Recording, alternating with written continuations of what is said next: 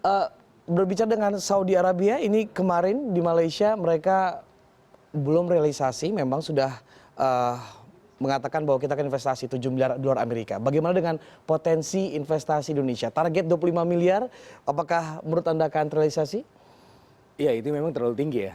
Tapi kalau terrealisasi berarti itu akan menjadi investor nomor satu di Indonesia. Karena kalau kita bicara di Singapura aja itu mungkin sekitar 7 miliar US dollar. Oke.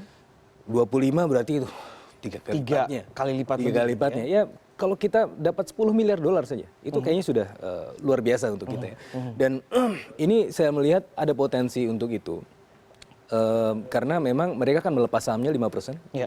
Dapat 1,9 triliun US dollar, 5% dari saham Aramco. Nah itu digunakan untuk investasi di domestik mereka dan juga untuk investasi ke luar negeri, sebagaimana yang dicanangkan oleh Pangeran Muhammad bin Salman dengan visi Saudi Arabia 2030 yang ingin memang memperbesar production network mereka.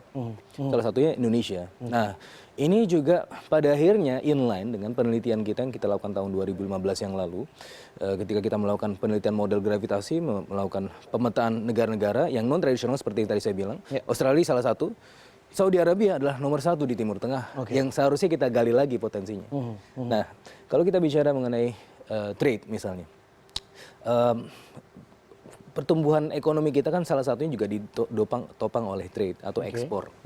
Nah permasalahannya adalah untuk bisa menopang pertumbuhan ekonomi atau bisa mencapai pertumbuhan ekonomi yang sesuai dengan target pemerintah 6-7% di tahun 2019, kita butuh dorongan lebih dari ekspor dan juga dari investasi.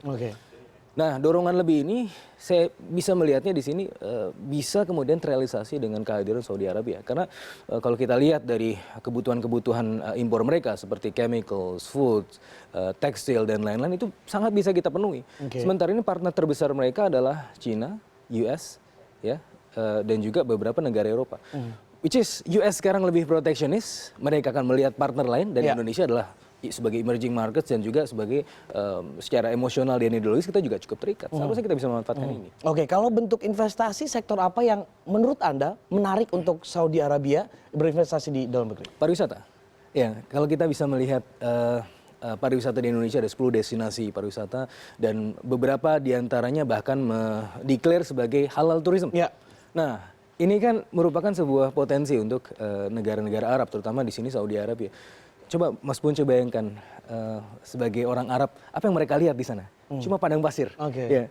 Dan Indonesia ini adalah surganya.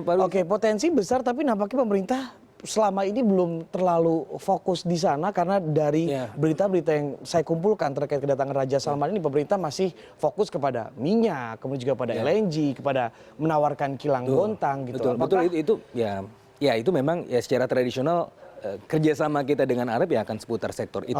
Bahwa itu memang sudah akan pasti gitu ya, pasti, bisa dikatakan. Karena 87% kekuatan ekonomi mereka memang berasal dari situ. Dan mereka ketika ingin mengembangkan industrinya tentunya akan terkait dengan itu juga. Tapi kalau kita bicara potensi ini juga besar di sektor pariwisata. Dan bagaimana mereka kemudian bisa chip in, ya mereka bisa bangun infrastrukturnya. Dan kita bisa ada profit sharing nanti ke depannya. Ya intinya adalah kita harus mendapatkan yang win-win solution. Intinya di sini pemerintah juga harus cukup agresif.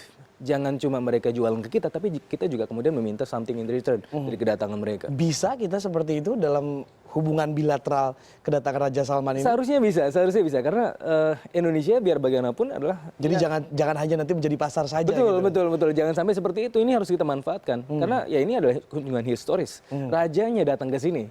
Ya sebelumnya mungkin kita yang lebih banyak berkunjung ke sana, tapi ini Raja Salman beserta dengan pangeran-pangerannya beserta pengusahanya. Nah, ini harus kita manfaatkan.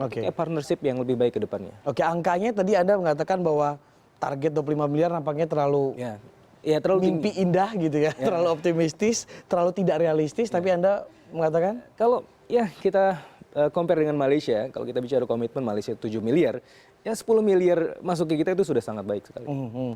Berapa potensinya atau paling tidak sumbangsinya dorongannya akhirnya investasi ini ke pertumbuhan ekonomi? Ya dengan dari nothing menjadi 10 miliar.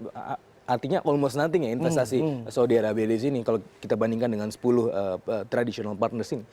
10 miliar US dollar ini merupakan dorongan yang saya rasa cukup masif dan akan memberikan dampak menggandeng cukup besar untuk Indonesia, terutama kalau dia masuk ke sektor-sektor yang tadi saya sebutkan seperti sektor pariwisata.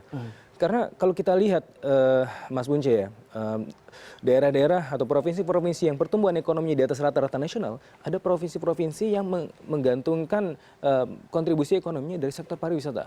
Seperti Bali, NTB itu mereka bisa tumbuh 7%, Sulawesi, ya dan lain-lain. Nah ini artinya tumbuh di atas pertumbuhan ekonomi nasional ya. betul, betul. Nah ini kita bisa aksentuasikan lagi. Kita bisa kemudian tawarkan potensi-potensi yang ada, returnnya bisa kita negosiasikan dan lain-lain. Dan saya cukup yakin ya dengan dorongan strategis dari Saudi Arabia dan juga Australia, kita juga bisa mempertahankan level pertumbuhan ekonomi kita sekarang atau setidaknya kita bisa mencapai target pertumbuhan ekonomi di tahun 2019 nanti.